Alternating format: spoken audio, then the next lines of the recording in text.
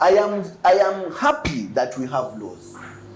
All right? I am even happy that we are not a failed state.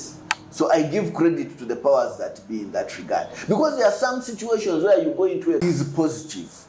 Is it perfect? Certainly not. Do some laws need amendment? I totally agree that they do. For example, poverty is a reality in our country today. So when you arrest someone for being rogue and vagabond, and yet you know the reality is that many people are poor and have nothing to do, they are looking for work.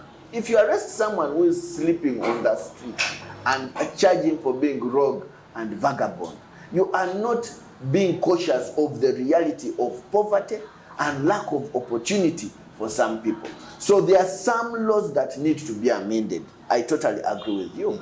The other laws that need amendment may deal with issues to do with bona fide purchasers of land. How do we deal with those scenarios? Questions to do with fraud.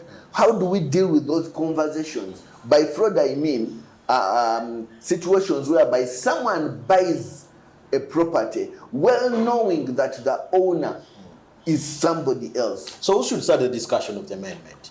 We all should start the discussion. And I'm happy you and I are even having this conversation. Where do I have the powers as a local person? No, you are not local. You are a journalist. And you see, you have this opportunity. I am speaking now. For the But now for the Mutua 1C, whenever you have an issue, there are different spaces where you can air out your challenges. The first one is at the law offices, the police, the LCs. These are legitimate spaces. If you can't access them, go to your traditional leader, go to your religious leader, and let them begin these conversations. Because one word that moves from one individual to another will reach someone else. Why do I talk about traditional leaders? Because there are people who are in government who listen to them.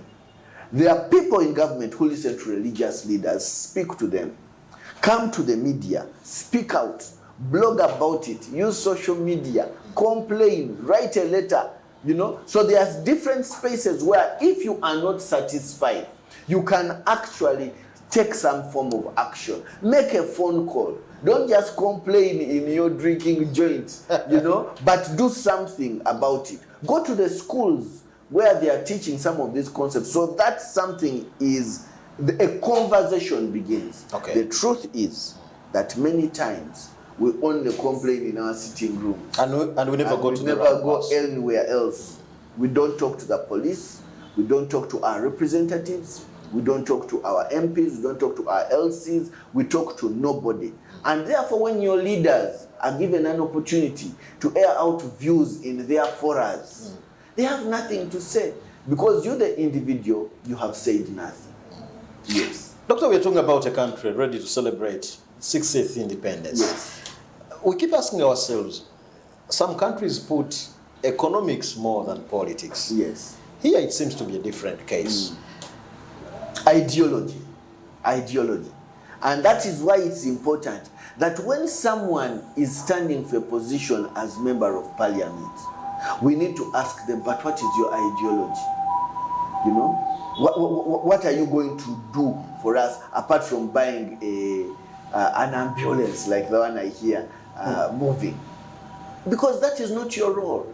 Your role as a member of parliament, your role as a councillor is to advocate for good laws, is to hold the government responsible for the way they are expending our money. But if you have a main point like business and you are sure about it, then begin to front that idea. When I talk about ideology, I mean that we should be electing people who speak to the realities. And what are the realities? There is unemployment. As a member of parliament, as my leader who is going to speak on my behalf, what are you going to say about unemployment? What are you going to advocate? And let me hear you out before I cast my vote for you. Vis-a-vis the sugar and salt that you apparently, that sometimes we hear are what buy our votes. All right? Your ideology is very key.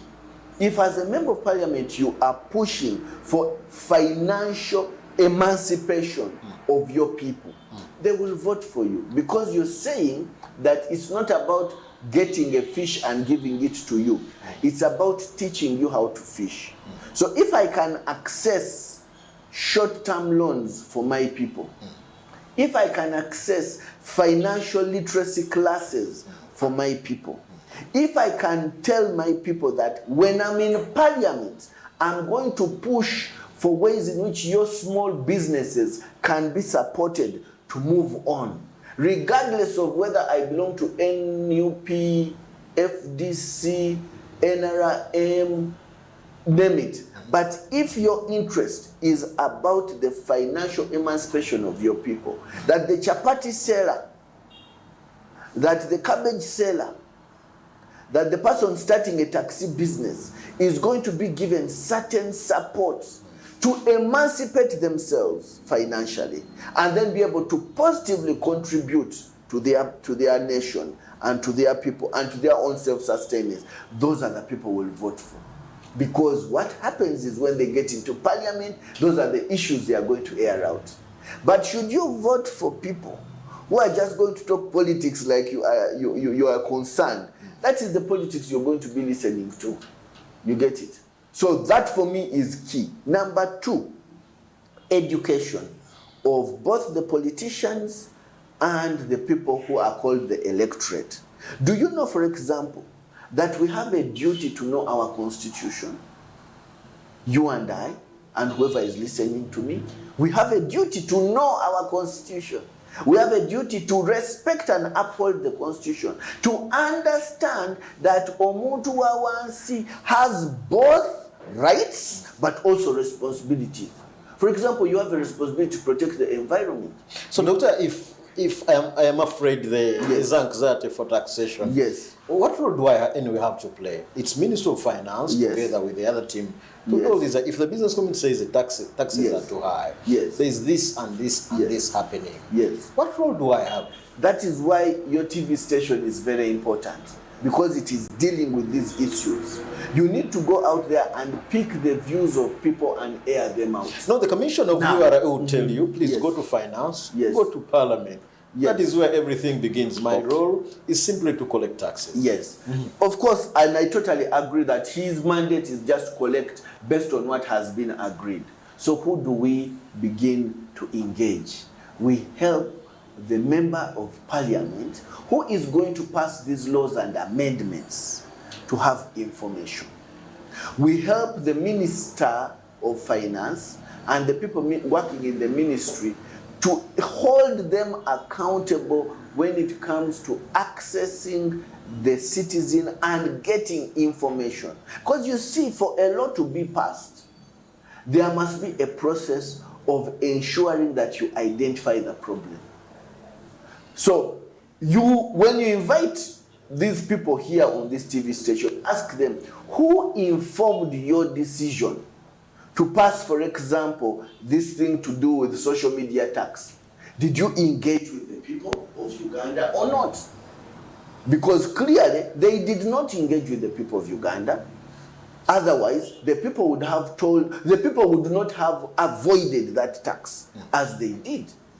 But if the tax comes from an understanding of where the priorities of the people are, you get it?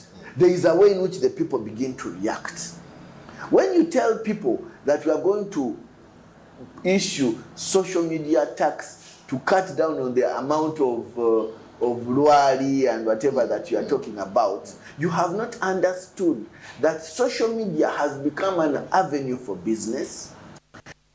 You have not understood that social media has become an avenue for transaction, of all these applications that we have and so on and so forth. But the point anyway that I'm making is an investigation, research, to find out what are the needs of the people. So that when you formulate a law, it is backed up by research. Okay. That is the point I'm making. What research has been made. Maybe as we plan to bring to the closure of this debate. Yes. Independence is on the way. Yes. Celebration. You think that we are that financially independent? We are not yet financially independent, but we are doing much better than before. Why do I say so? With some people who can't afford $1? Yes, that is true.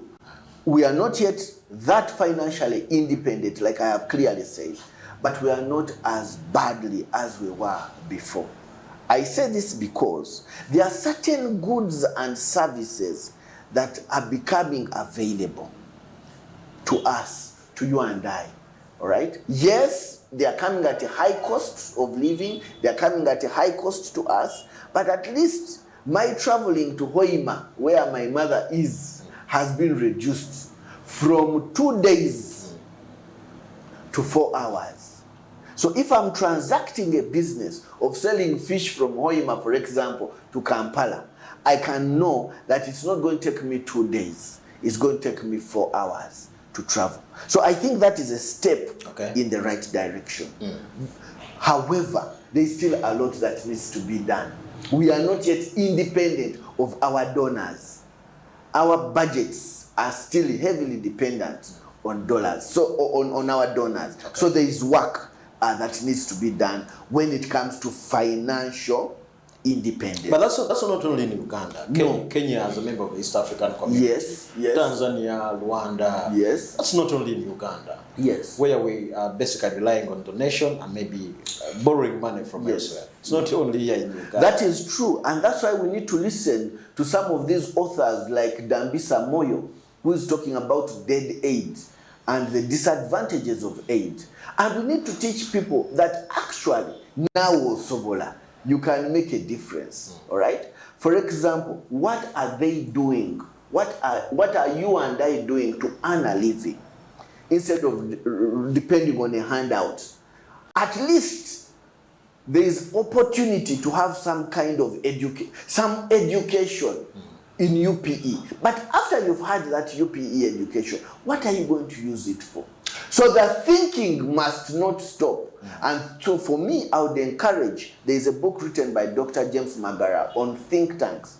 The thinking must not stop. How do we help our young people to think in order to have solutions?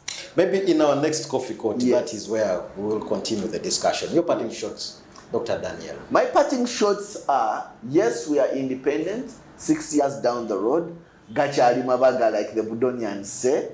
However, like we say in Mwiri, let's continue working for the nation and for our God. We shall be independent, one step at a time. Thank you, Dr. Daniel, who is a Lodon from Makerere University. I like this quote that the classical definition of madness is you and I expecting different results, but we keep on doing the same things over and over time. Happy Independence Celebration, hoping that you and I will have to change a few things. This is the Coffee Court. My name is Fred Makubuya.